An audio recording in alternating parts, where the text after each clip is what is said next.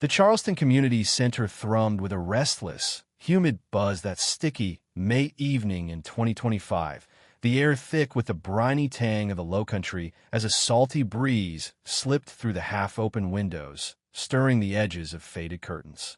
The faint hum of ceiling fans battled the oppressive heat, their blades slicing through the stillness in a futile dance against the sweat beading on brows. Rows of metal chairs creaked and groaned under a patchwork crowd of local shrimpers in weathered caps, their hands stained with salt and diesel, teachers with tired eyes and ink-smudged fingers, families clutching styrofoam cups of iced tea, the ice melting into puddles on the scuffed wooden floor. They'd all been drawn here tonight by the poised, commanding figure of Nikki Haley, former governor, former UN ambassador, whose tailored navy blazer and crisp southern lilt transformed the modest hall into a crucible of quiet anticipation. The space, usually alive with the clatter of crab boils or the drone of voter drives, shimmered with a different jar of VY tie now, as if the walls themselves leaned in to listen. Her voice wove through the murmurs: jobs, healthcare, the grit that built America, her hands gesturing with the elegance of a diplomat who'd faced down dictators, her smile a practiced blend of warmth and steel. The crowd clapped softly, their applause a polite ripple rather than a roar, some nodding with cautious hope, others shifting with muted skepticism, the energy more subdued than the fiery campaign rallies she'd once commanded.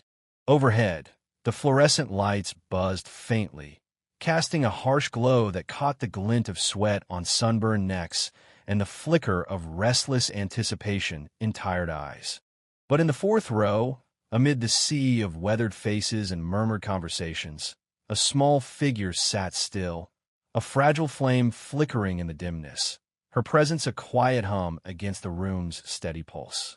8-year-old Lily perched on the edge of her chair, her auburn braids glinting like copper under the unforgiving lights, a worn purple backpack clutched tight against her chest as if it were a piece of armor. Her sandals dangled just above the floor, the rubber soles scuffed from endless summers racing through the dusty streets of their neighborhood, her flower-print dress a burst of faded yellows and pinks against the muted tapestry of plaid shirts and denim around her. Beside her, her moth-era gaunt woman with hollow cheeks and a threadbare shawl draped over her shoulders kept her gaze fixed on Haley, her thin hands twisting a crumpled tissue into knots, her nails bitten down to the quick.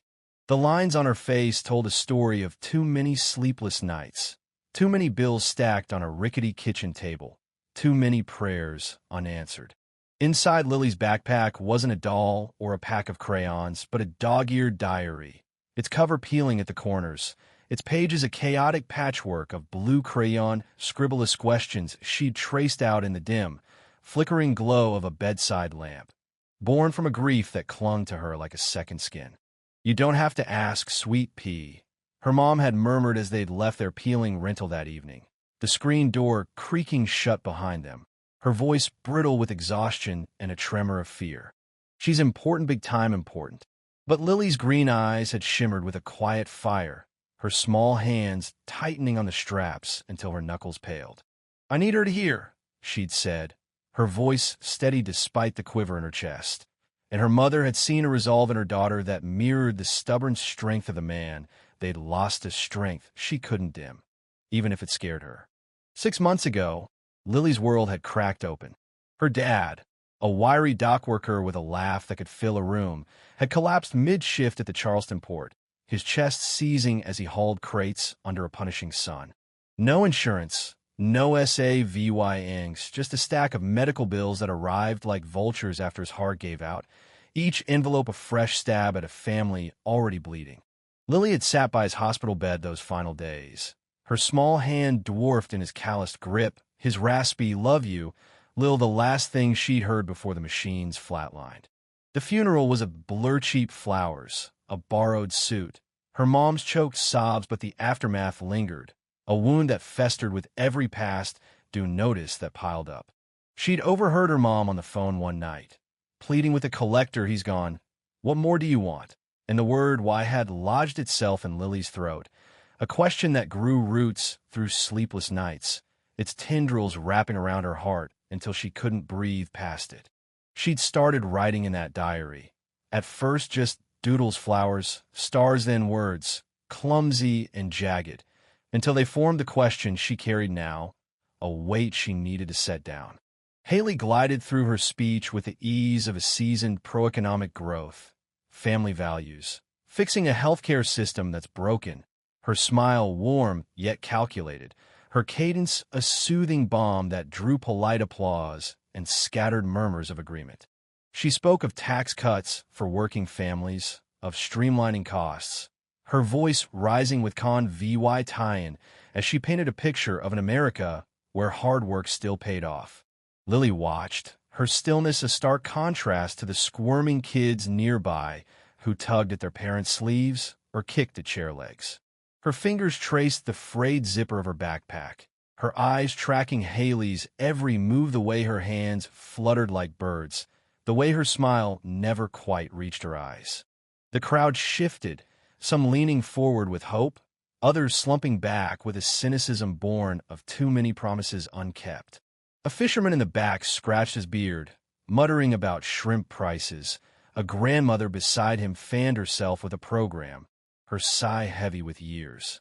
But Lily sat like a statue, her breath shallow, her heart thudding against her ribcage as she waited for her chance. The moderatora, stout woman with a clipboard and a tight bun, called for questions, and the room stirred to life. Hands rose tentatively at first. Then, with more urgency, a fisherman grumbling about trade tariffs, his voice rough with salt water, a nurse asking about hospital wages, her tone edged with frustration, a retiree fussing over Medicare cuts, his glasses slipping down his nose. Haley fielded each with a smooth, practiced grace, her answers crisp and rehearsed statistics about job growth, anecdotes about meeting constituents, a nod to common-sense solutions. The crowd clapped politely, some nodding, others exchanging skeptical glances, the responses satisfying but not stirring, like a meal that filled but didn't sate. Lily's mother glanced at her, worry carving deeper lines into her brow. "You sure about this, Lily?" she whispered, her tissue now a shredded mess in her lap. But Lily shook her head, her braids swaying, and slid off her chair with a soft clink of sandals against the floor, a sound that barely registered in the hum of the room.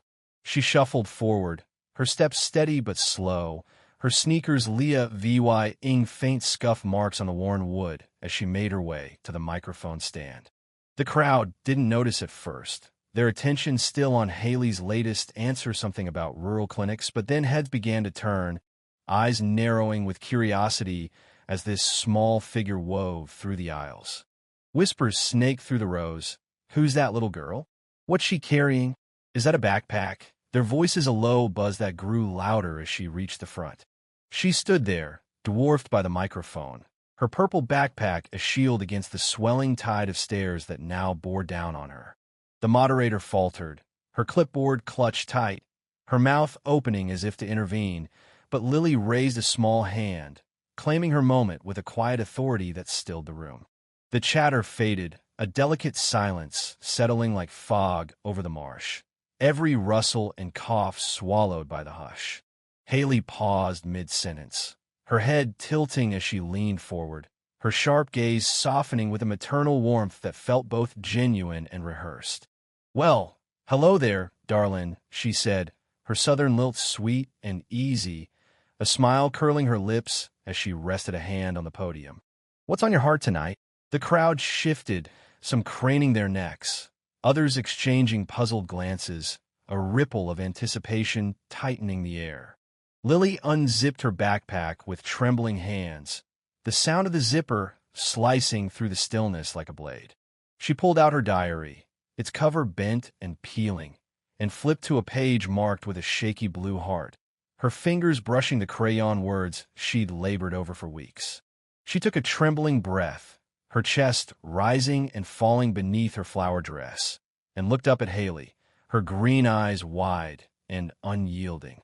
"Miss Haley," she began, her voice soft but a spear, cutting through the room with a clarity that belied her years. "You say you'll help families like mine, "So why'd my daddy die, 'cause we couldn't pay?"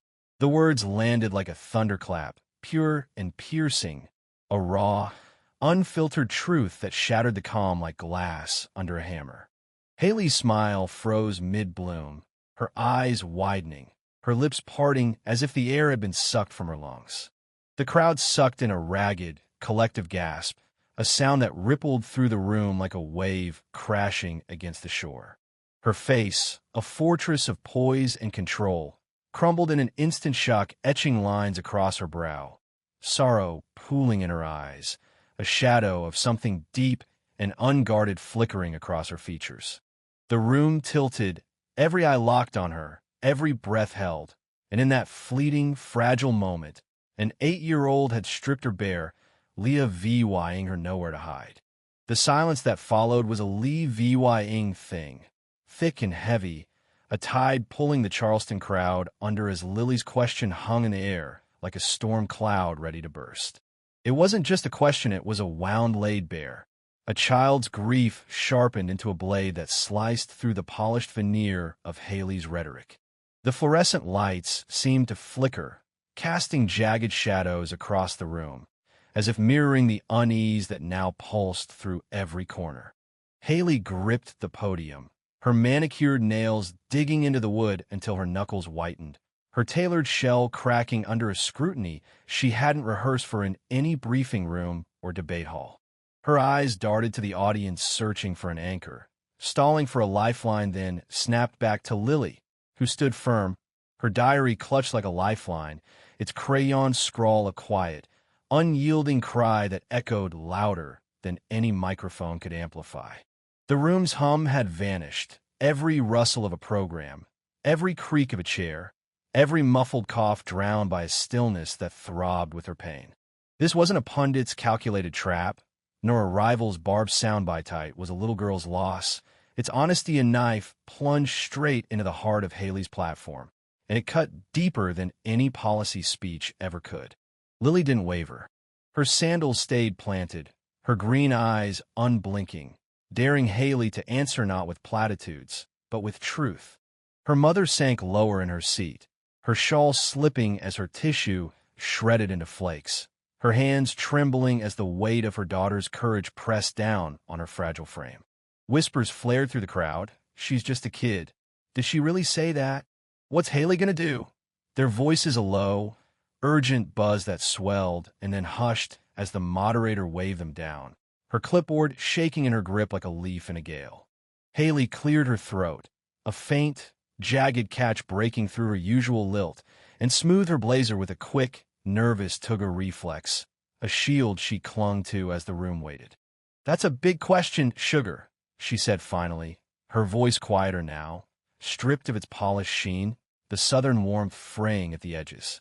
The crowd leaned in, their bodies tilting forward as one, sensing a fracture in the woman who'd faced down global leaders without flinching, a crack that widened with every second she didn't fill. She took a deep breath, her shoulders rising under the crisp lines of her blazer, and met Lily's unflinching stare with eyes that shimmered, just for a moment, with something unguarded. "I grew up in Bamberg," she began, her lilt softening into something raw, almost confessional, a little speck of a town in South Carolina, where the fields stretched wide and the summers burned hot.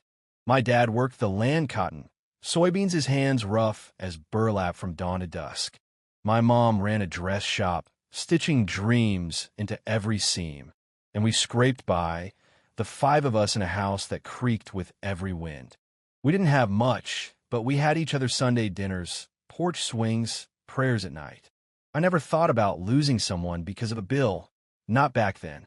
Her words trailed off, and for a heartbeat, she wasn't the poised politician who'd stared down the unjust a woman peering into a past that felt like a stranger to the present she'd built. The crowd held its breath, the fisherman in the back pausing mid-scratch, the grandmother's fan stilled in her hand. Every eye locked on Haley as she stood suspended in her own memory. Lily tilted her head, her braids swaying gently, her silence a quiet demand that pressed Haley deeper into the moment.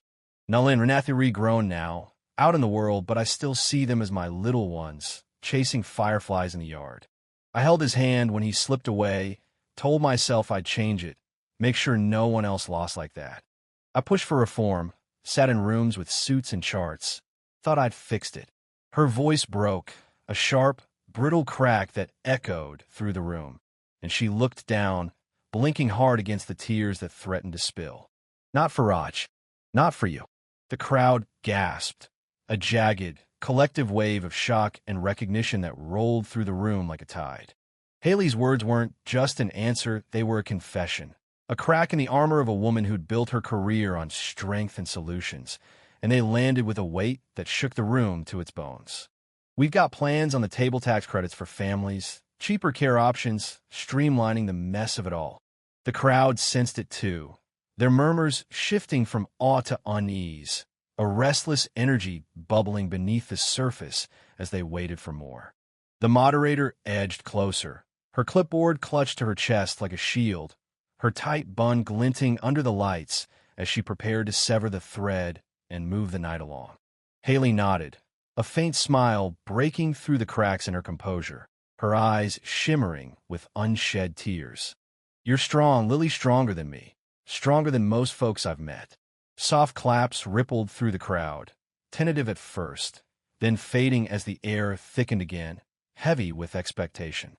Lily shifted her weight, her sandals scuffing the floor, and looked up at Haley with a clarity that cut through the haze. Mama says help's not just words, she said, her voice a clear, ringing chime that sliced through the quiet like a bell over the marsh. It's when you don't lose people like Daddy, like your brother. Haley rocked back on her heels, her face crumpling for a heartbeat, a flash of a grieved VYing sister, not a diplomat. Her polished mask is soul, VYing into something raw and human. The crowd caught its breath, a teacher's sob breaking free, a fisherman's cap dipping as he bowed his head, the weight of Lily's words pressing down on every soul in the room. Haley stood slowly, her movements deliberate, her hands flexing at her sides as she turned to face the audience, her gaze sweeping over them with a VY-ness that hadn't been there before, a shadow of guilt and resolve mingling in her eyes. She's right, she said, her voice louder now, broken but rising, cutting through the murmurs like a blade through fog. I've been talking fixes numbers, plans, speeches, but if kids like Lily are losing daddies to bills we can't pay, then I've failed them. I've failed Raj. I've failed you.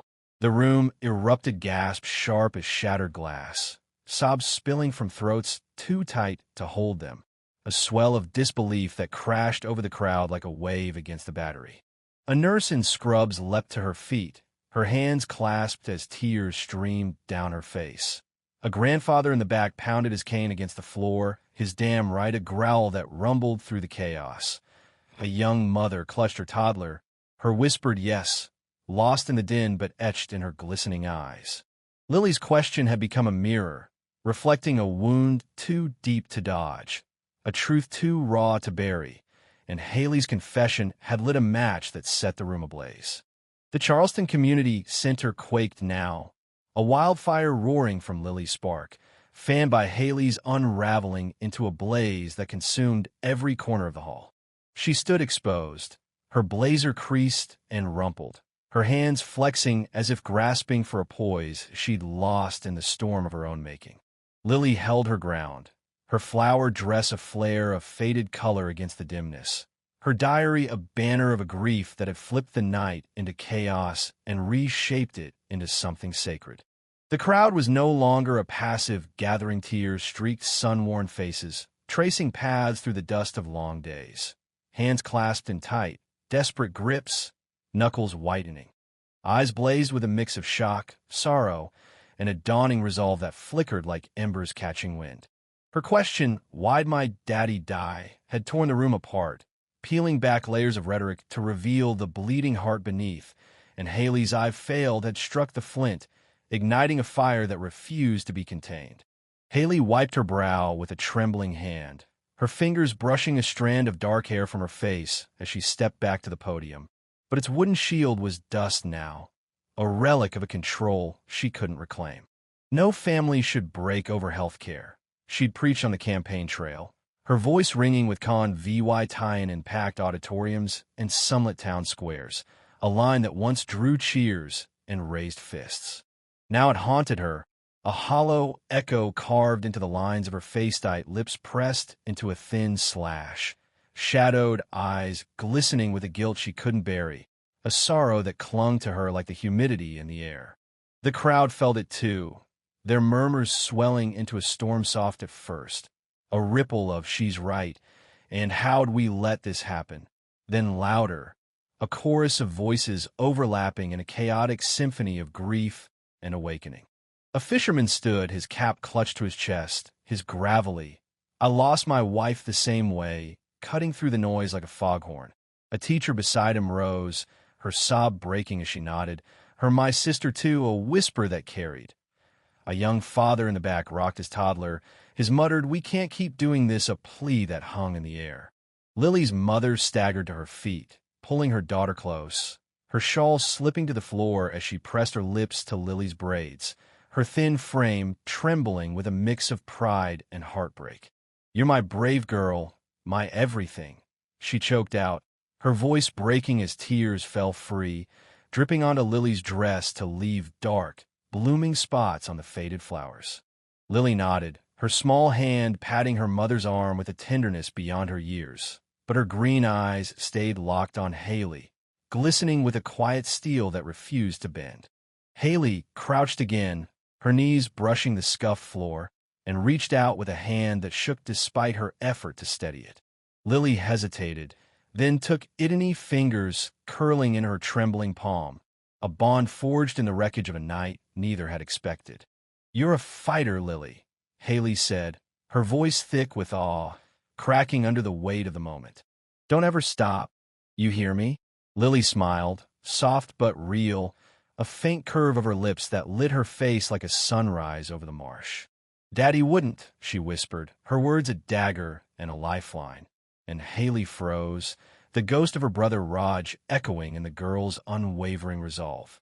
She stood slowly, her heels clicking as she rose, and turned to the crowd, her voice rising now, raw and unshackled, cutting through the chaos like a lighthouse beam through a squall. "This isn't just my burden," she said, fierce and trembling, her hands slashing the air as if to carve the words into the walls. "It's ours, all of ours. Kids like Lily lose parents while we debate costs and point fingers, while we sit in rooms with charts and promises that don't reach the people bleeding for them. She's not afraid to call out, so why are we? Why are we still letting families break when we've got the power to mend them?" The room exploded. Applause thundered like a breaking levee. Shouts tore from throats raw with emotion. Chairs scraped as people leapt to their feet in a swell that shook the floor. A nurse in scrubs stood, sobbing openly, clapping until her hands bruised red. A grandfather pounded his cane, his dam straight, a growl that rumbled through the chaos.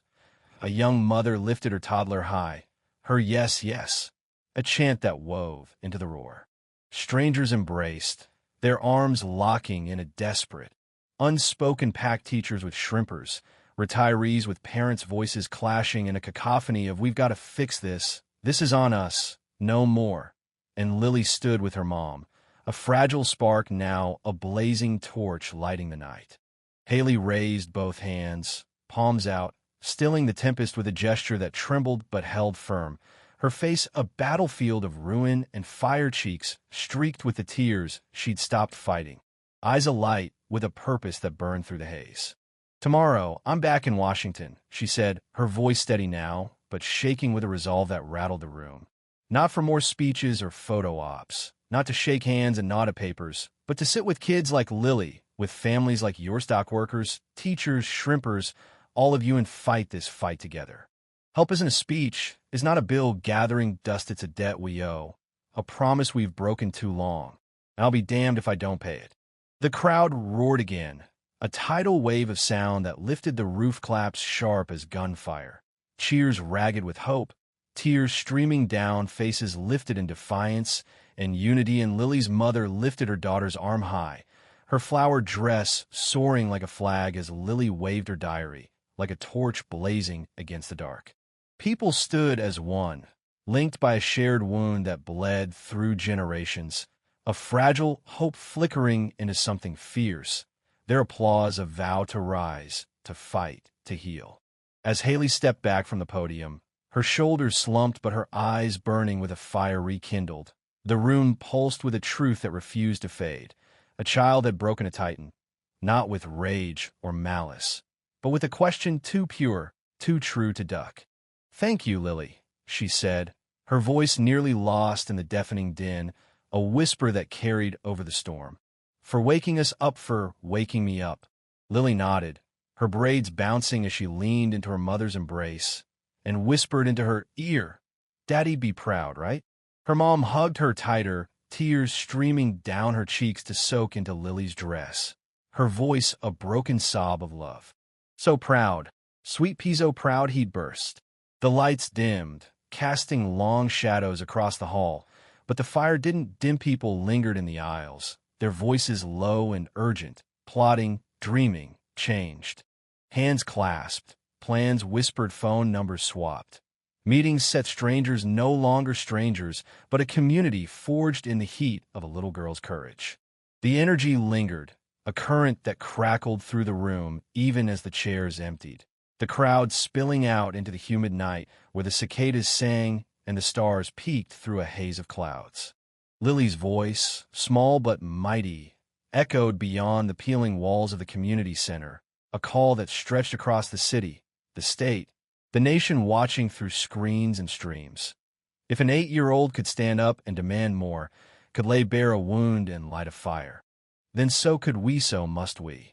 And Nikki Haley's face shattered into pieces by a child's truth, then rebuilt with a resolve that burned brighter than her polished past, told the story louder than any speech ever could. Some fights begin with the smallest voices, the ones that refuse to be silenced. And they're the battles we can't afford to lose, the ones that might just save us all.